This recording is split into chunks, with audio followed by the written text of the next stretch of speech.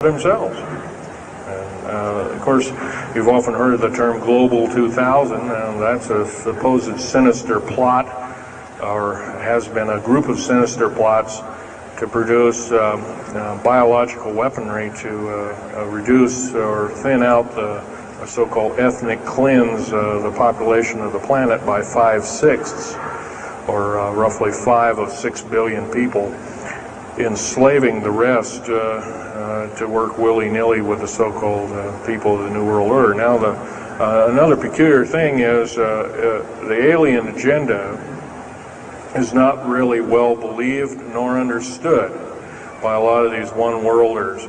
They don't believe it. They think they've been singled out for their own end of glory, and what they don't know is they're just another human being, and according to the negative or bad aliens, they're just another, we're considered bags of food to them.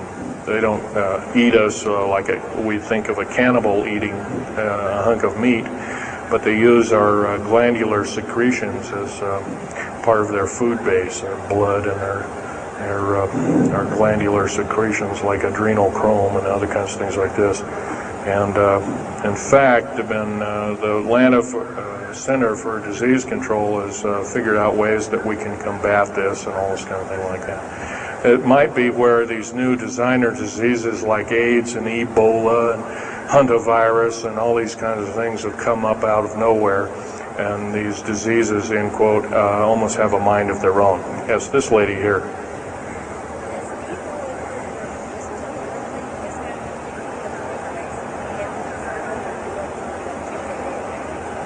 Okay, lady asked, is the tunnel building having an effect with earthquakes? Yes, it could very easily be, although got to remember a lot of these underground bases are constantly being repaired, and so a lot of people have to be hired. As far as the U.S. government, second part of her question was, is the U.S. government modifying our weather? Yes, that's an affirmative. And we have, the U.S. government's been working with the Russians for at least since 1972 and maybe as early as 1966 on weather modification, and it's a well-known fact, and it's well employed. And by the way, they can literally weather modify a hurricane or a tornado out of existence. And the reason they don't do it is pretty obvious. And right, or they could actually send a plane inside of a hurricane, for instance, that would blow off an atmospheric bomb or a shockwave bomb in the eye of the thing, and it would completely dissipate. Well, they don't do this, of course, and there's probably other reasons for that, see which way it goes or what kind of havoc, and how we can study the havoc, and we go from there. This fellow way in the back in the black. How do we learn more about our general topic? Well, there's this particular fellow, his name is Richard Souder, PhD, wrote a book recently, Underground Bases and Tunnels, What is the Government Trying to Hide? That is one book. Then we have here's a popular science article, Secret Air Base. The government doesn't want you to know that Groom Lake, supposedly Groom Lake doesn't exist. Well, I guess if it doesn't exist, then me talking about it, I guess I can't be arrested or anything. I'm just full of poppycock here. Well, the editor, one of the editors of Popular Science that put this article out is now in federal prison. Then there's a book that called Stealth Fighter Pilot. These books are available. I got this one at Dalton's. This one actually was sent to me by the publisher.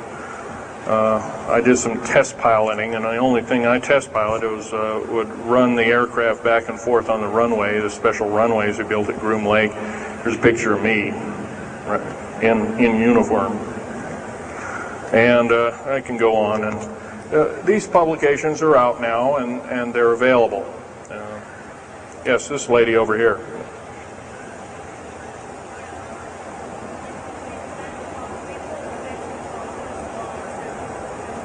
I can't hear you. What?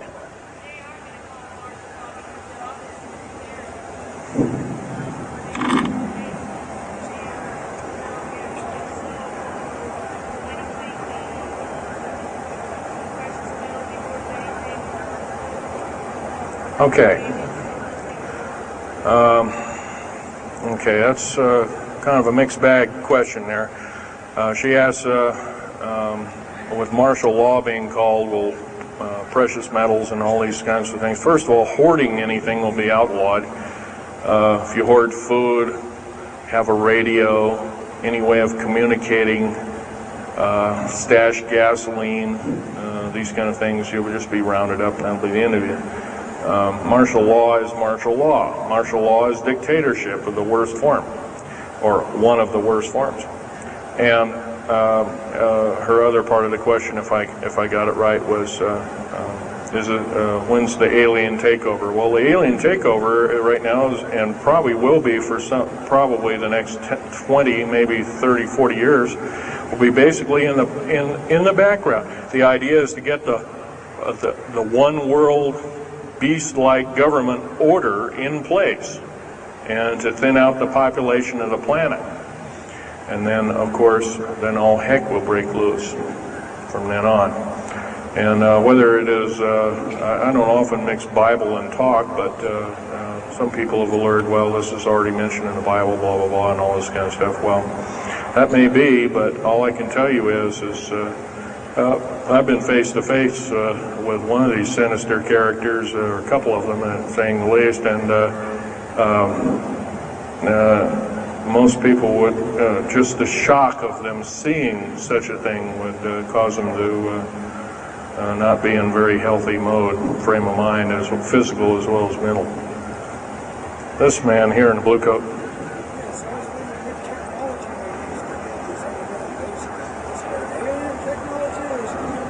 Well, it's a combination. What technology is used to build these underground bases? Well, we have lasers that can drill out, or basically deflagrate or melt out a tunnel 7 miles a day.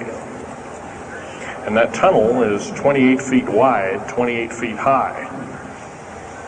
You've been told about drilling and boring machines in a very slow, quarter of a mile a day. Most of that went out in World War II. Most of that's all World War I or World War II era materials. And once again, you've been badly lied to. I can hardly believe, first of all, I've worked on public engineering projects, and we do better in grinding up road beds and laying them down at the rate of 4 miles a day, and supposedly that doesn't exist. Well, I worked on one in the state of Oregon just a few months ago, and we built a tunnel for sewage tunnel and whatnot like that. It wasn't very big. It was about 6 feet across, and about drilled right through solid rock, right to base of under one of the hills in Portland for their new light rail. Did that in 2 days. But it was a small, complex tunnel. It was big enough for a man to crawl through and inspect. I was one of the people that inspected, so yeah. What technology? A lot of this is alien technology, readapted for our own use, but a lot of it's our own ingenuity too. So you can bet, how can you tell alien technology? Well, anything that's just absolutely outlandish, like taking a oxyacetylene welding torch and trying to cut into this metal and getting nowhere, obviously would be metals research, aircraft research and the like, and different tools and products, which things that are many times the hardness of diamond, or known hardened substances like borazon. Obviously, that's nothing that we came up with on our own. What we could have over a several hundred-year period. But you've got to remember too that the military technology is outstripping the public sector technology at the rate of 44 to 45 years of technology for every calendar year, every 12-month calendar year here. So every year going by this time in 1996, the military technology will be roughly 45 years more advanced than where we are today. So it's quite possible that way back in 1943, the U.S. Navy not only caused the ship to disappear, it literally disappeared and reappeared.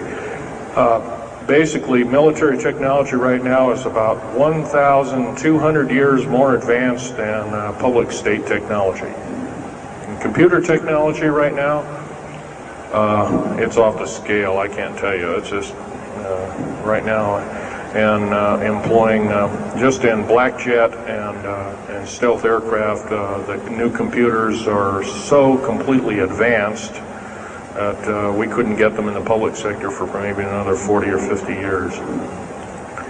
Yes, this lady here.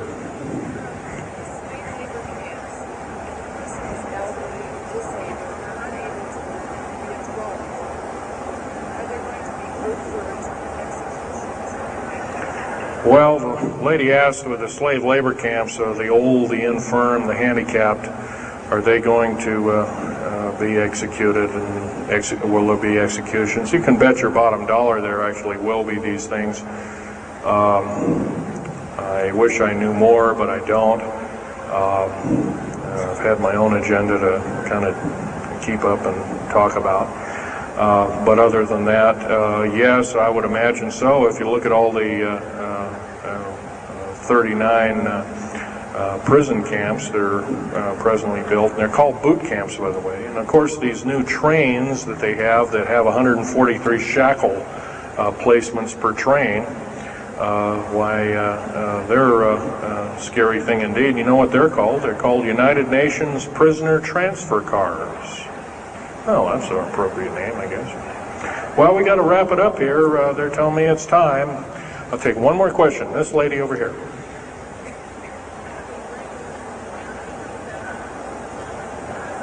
Don't brainwash. They don't brainwash you. How do they brainwash 18,000 people that are working? Well, you sign this little piece of paper saying you work, you go to prison for the rest of your days. Or you're not going to be taking home a paycheck of about anywhere from $4,000 to $40,000 per month, depending upon your position. $40,000 a month is a lot of petunias. Okay, well, I got to wrap it up here, folks. So I'll be over in Al Bielig's booth. I think it's over in booth number 125. I can take other questions there and let you take a look at artifacts. And once again on these artifacts, in a very few minutes, don't handle them, just look at them. Thank you very much.